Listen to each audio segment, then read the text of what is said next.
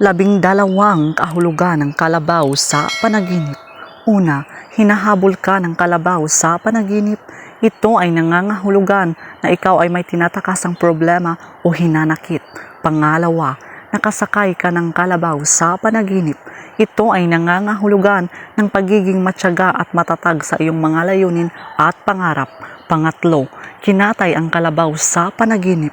Ito ay nangangahulugan na may ikakasal na isa sa miyembro ng iyong pamilya o di kaya'y kamag-anak mo, kaibigan o kasamahan sa trabaho. Pang-apat, patay na kalabaw sa panaginip. Ito ay nangangahulugan na ikaw ay sobrang pagod sa trabaho. Pang-lima, nakatali ang kalabaw sa panaginip. Ito ay nangangahulugan na may tinatago kang problema na hindi mo kayang i-share sa iba. Pang-anim, sinungay ka ng mabangis na kalabaw sa panaginip.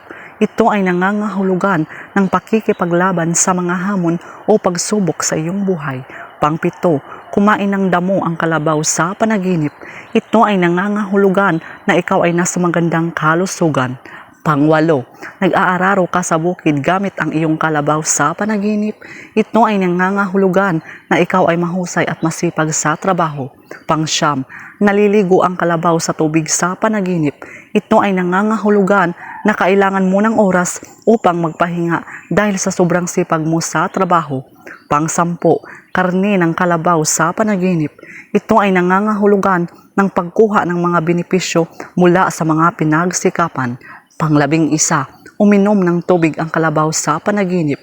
Ito ay nangangahulugan na ikaw ay malayo sa sakit. Pang-12, pinapastol ang kalabaw sa panaginip. Ito ay nangangahulugan ng pagiging leader o tagapagtaguyod ng iba sa iyong paligid. So yun lang po mga kaibigan. So please do subscribe and hit the notification bell para ma-update po kayo sa susunod na mga videos. Maraming salamat.